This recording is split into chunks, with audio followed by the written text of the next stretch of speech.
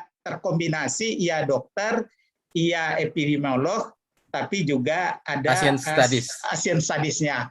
Nah, itulah yang membuat mereka akhirnya menawarkan saya jadi kepala biro di Bappenas. Waktu itu Profesor Sukirman, atasan saya. Sebelum tamat saya sudah ditawarkan, dia pegang dulu 1 tahun. Saya nggak pasti mau tamat kapan, kita kan nggak bisa menjadi dari IKM. Akhirnya saya masuk ke ilmu gizi. Dan waktu itu tokoh HMI juga dan tokoh ICMI Sumatera Barat juga yang membinanya, namanya Dr. Zulkarnain Agus, MPH, MSc ya. Ini teladan saya, senior saya, yang luar biasa orangnya, yang betul-betul penelitian pengabdian yang tidak bertepi, sampai sekarang masih aktif ya. Dan dialah yang sebetulnya jadi role model saya. Akhirnya kami berdua membangun ilmu gizi itu. Saya dapat lagi kesempatan diminta oleh pemerintah menjadi group leader, balik lagi ke Kanada 4,5 bulan, tapi di Newfoundland, di bagian paling timurnya, dekat ke Inggris. Sementara di Indonesia saya ditempatkan di Aceh. Saya hidup dengan GAM ya, dengan suku di Aceh Tengah di Takengon 4,5 bulan. Kemudian 2 tahun habis itu saya sudah jadi dosen, bekerja di Rumah Sakit Semen Padang ya, selain dari dokter jadi dokter di perusahaan, dapat lagi kesempatan menjadi koordinator 9 bulan lagi, tapi memimpin tim nasional yaitu 8 grup ya, 4 Kanada, 4 Indonesia. Grup kami ditempatkan di Kalimantan Tengah di Indonesia, dan di Kanadanya kembali ke British Columbia ya, di 4 kota. Di 4 desa di Kalimantan ini adalah di Kalimantan Tengah di 4 sungai besar, Barito, Katingan, Mentayan ya. Jadi di desa-desa itu. Nah, Bapak dan Ibu, waktu saya di Kanada itu saya ambil tes TOEFL karena sebagai koordinator kita kan tidak terlibat benar program di lapangan. Jadi tes TOEFL itu terdapat waktu itu 563 ya di Simon Fraser University namanya. Simon Fraser ya. Ya. Jadi itu aja waktu ada tawaran beasiswa dari BKKBN, kemudian dia syaratkan untuk ikut dulu tes berjenjang dari Padang ke Medan baru ke Jakarta. Saya kirim aja hasil TOEFL tes itu. Nah, waktu itu Pak Renosiono, kepala BKKBN-nya, dipanggil saya langsung, dipanggil, kemudian dimasukkan langsung pada program itu tanpa melewati tes-tes yang berbelit itu. Kemudian disiapkanlah di waktu memilih program itu hanya 2 tahun untuk master, tapi dimungkinkan kalau diterima di program yang 4 tahun langsung boleh dibiayai oleh BKKBN. Asal perguruan tingginya memang menyetujui kita ini langsung ke program PhD 4 tahun, bukan master 2 tahun. Saya gambling waktu itu, saya rayu Cornell dengan berbagai pengalaman peneliti, aktivitas mahasiswa segala macam. Mereka tertarik, akhirnya mereka menerima saya program 4 tahun. Dari 56 orang yang diberi beasiswa S2 itu, termasuk Bu Nurhayati Jamas dan beberapa yang lain, itu kami berempat diberi peluang untuk langsung kepada program doktor. 1 saya di Cornell, 1 di Johns Hopkins, 1 di Yale, 1 di UCLA ya.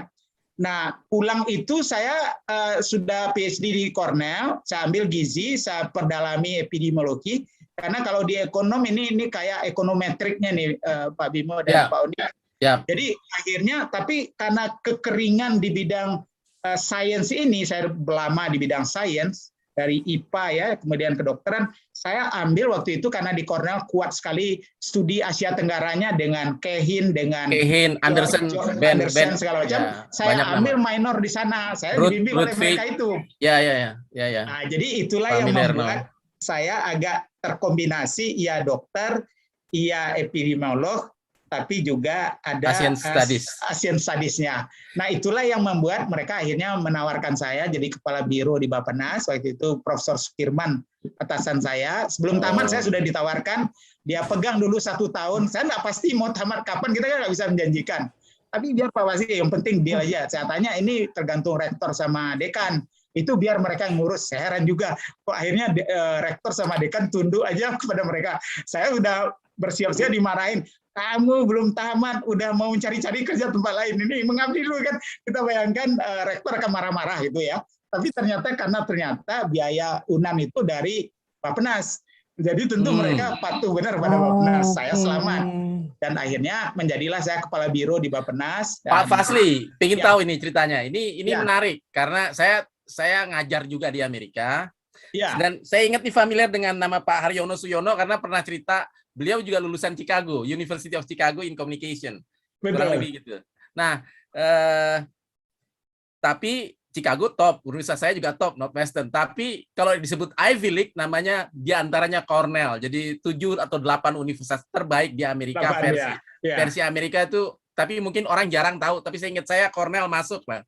Dan Pak Fazly lulusan Ivy League-nya Amerika. Dan saya yakin orang juga nggak banyak yang tahu.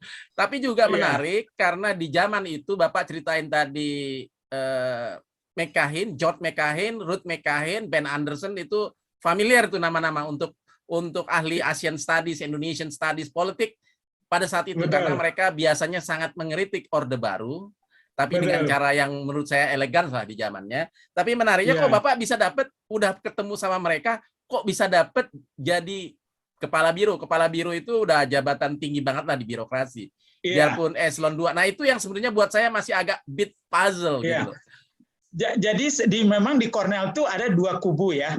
Kubu yang non pemerintah itu dia dekat sekali dengan Ben Anderson dan dia sangat kritis lah ya. Dan biasanya oposan Indonesia kan selalu kalau ke Amerika singgah di Cornell ya. Di Cornell, dan betul. Biasanya kita selalu ada seminar 1 jam, brown bag seminar. Kalau ada kelas yang diampu kita hadir. Kemudian makan malam itu biasanya 3 setting yang selalu kita hadiri. Jadi kan mengental ini anti pemerintah itu cukup mengental. Betul. Tapi kami yang dapat beasiswa pemerintah ini kan harus menjaga diri dan oleh mereka dikira ini orang korpri ini katanya. Jadi kita aja orang korpri juga gitu kan. Kalau sudah ada kritik-kritik pemerintah mereka lihat-lihat ke kita kan. Tapi ya karena persahabatan kita jauh lebih dekat daripada aspek politik itu. Jadi saya dengan Daniel Dakide, dengan George Yunus Adi Condro itu biasa aja, kami berteman akrab aja. Jadi karena itulah di sana kita belajar benar bagaimana berbeda pendapat tapi tetap bisa saling memahami, sepakat untuk tidak sepakat, saling menghargai dan membedakan kehidupan sosial dengan kehidupan ideologis gitu. Jadi itu yang saya pelajari Pak Oni. Terima kasih Pak. Pak Fazly, cerita barusan ini menurut saya menarik karena nggak ada di Wikipedia ini. Makanya perlu yang seperti ini karena buat anak-anak muda sekarang ini, kalau saya lihat nih, Pak, yang turning point-nya itu 2 hal nih. Pertama, pernah ke Kanada tadi, exchange student, dan yang kedua sekolah di Amerika. Ini saya yakin yang menyebabkan Pak Fazly ini ya udah meroket itu di zaman itu. Tapi ini baru kepala biro ini, gimana caranya bisa jadi wakil menteri? Silakan Pak Fazly. Jadi saya waktu itu kan karena kebaikan dari mentor dan senior saya Profesor Sukirman itu, dia sangat yakin dengan saya sehingga dia meyakinkan Pak Saleh Afif waktu itu bahwa saya paling tepat untuk kepala biro itu.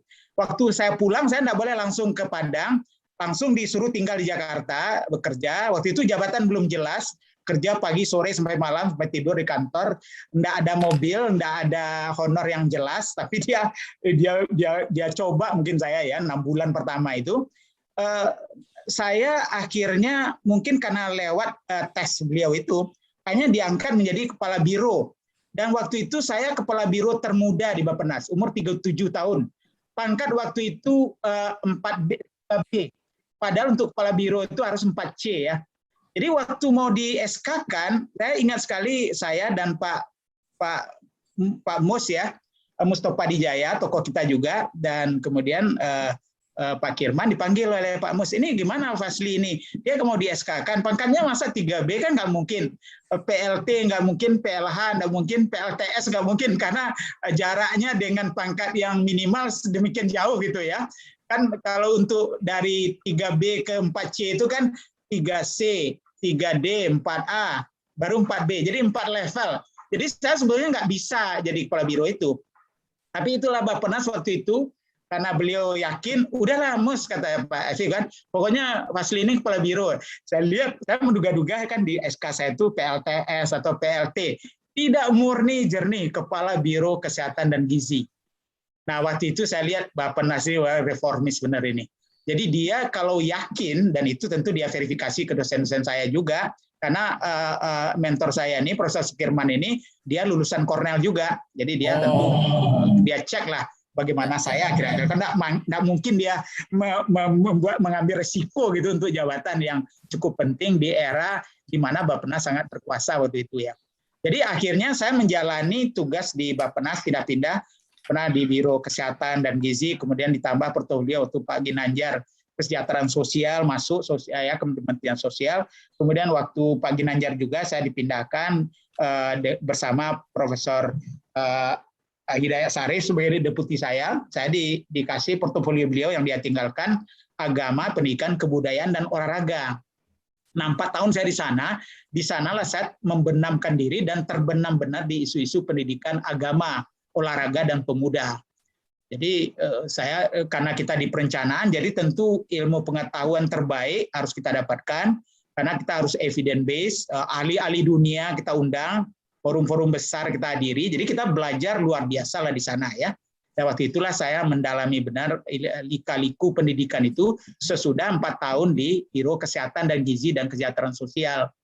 Nah, waktu itu Pak Yahya Muaimin jadi menteri, beliau menawarkan saya waktu ke sebuah jabatan yang waktu itu pangkat saya masih 3D, sedangkan kalau di Kementerian Pendidikan itu sekjen itu pangkatnya minimal di tentara banyak, waktu itu umumnya tentara yang megang sekjen itu bintang 3, jadi letnan jenderal. Dan tidak mungkin kan 3D dari Bappenas. Walaupun waktu itu era Gus Dur memberi pangkat-pangkat tituler, beliau tidak terlalu peduli dengan pangkat itu. Pokoknya siapa aja dikasih pangkat, mau pangkat apa, mau 4E. Jadi saya waktu itu akhirnya karena saya segan nanti kan jadi beban bagi Pak Yahya.